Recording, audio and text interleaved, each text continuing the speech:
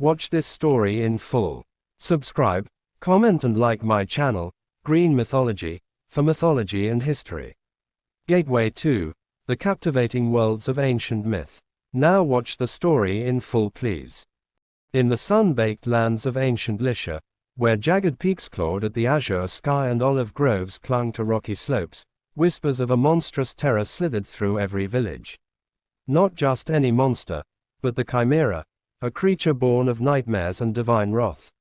Its form was a grotesque tapestry of predation: the noble, roaring head of a lion, the sinuous, agile body of a goat, and a venomous, striking serpent's tail. And from its maw, not mere roars, but searing gouts of fire erupted, turning stone to slag and forests to ash.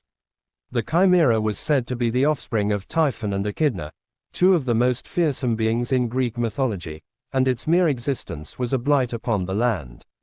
For years, it had terrorized Lycia, emerging from its lair in the volcanic region near Mount Chimera to unleash its fiery fury.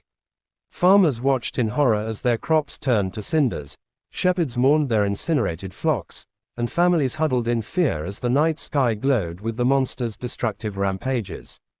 Hope dwindled with each sunrise, replaced by a creeping despair. The king of Lycia, Embodies, was desperate. He had sent his bravest warriors, his most cunning strategists, but all had met the same fiery end. The kingdom was on the brink of collapse, its people scattered, its resources dwindling. It was into this desolate landscape that a young hero, Bellerophon, arrived. Exiled from his own land for an accidental killing, he sought purification at the court of King Proetus in Tiryns. However, Proetus's wife, Steneboea, falsely accused Bellerophon of attempting to seduce her. To avoid direct retribution and incurring the wrath of the gods, Proetus sent Bellerophon to Embodies, carrying a sealed tablet with instructions to kill the bearer. Embodies, bound by the sacred laws of hospitality, welcomed Bellerophon. But upon reading the tablet, his heart sank. He could not outright murder a guest, yet he was equally bound by the request of Proetus. He saw an opportunity in the Chimera. It was a task from which no one returned, a perfect way for Bellerophon to meet his end without Embodies' direct involvement. Bellerophon, Embodies declared, his voice grave, Lycia is in dire straits.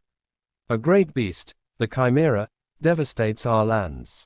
Should you slay this monster, you would not only prove your valor but earn the eternal gratitude of my kingdom. Bellerophon, though aware of the immense danger, accepted the challenge without hesitation. He was a man of honor, and facing a monster, however terrifying, was preferable to living under a false accusation. Before setting out, Bellerophon sought divine guidance. He prayed fervently to Athena, the goddess of wisdom and warfare, and his prayers were answered. Athena appeared to him in a dream, not with a sword or shield, but with a golden bridle. Bellerophon, she intoned, her voice like a gentle breeze, only with the aid of Pegasus, the winged steed, can you hope to defeat the Chimera. This bridle will tame him. Awakening with a renewed sense of purpose, Bellerophon set out to find Pegasus. He discovered the magnificent creature drinking from the Pyrrhon spring. With Athena's guidance and the golden bridle, he managed to approach and tame the wild, majestic horse. The feeling of soaring through the air on Pegasus's back was exhilarating, a stark contrast to the grim task that lay ahead. Mounted on Pegasus, Bellerophon finally located the Chimera's lair, a gaping maw in the earth that belched forth sulphurous fumes. The air crackled with heat, and the ground was scorched black. As they approached, the Chimera emerged, its three heads twisted in a snarl of rage. The lion's head roared, the goats bleated menacingly, and the serpent's tail lashed, kicking up dust. Then, with a terrifying hiss, it unleashed a torrent of fire, a searing inferno that forced Pegasus to rear back. Bellerophon knew direct confrontation would be suicide. The Chimera's fiery breath was too potent, its combined forms too formidable. He had to use strategy. Soaring high above the beast, he circled, observing its movements, its patterns. The Chimera, frustrated by its inability to strike the agile duo, continued to spew fire, exhausting itself with each fiery blast. An idea sparked in Bellerophon's mind. He remembered tales of how volcanoes were appeased. He took out his lead-tipped spear. As Pegasus swooped low, Bellerophon thrust the spear into the Chimera's throat.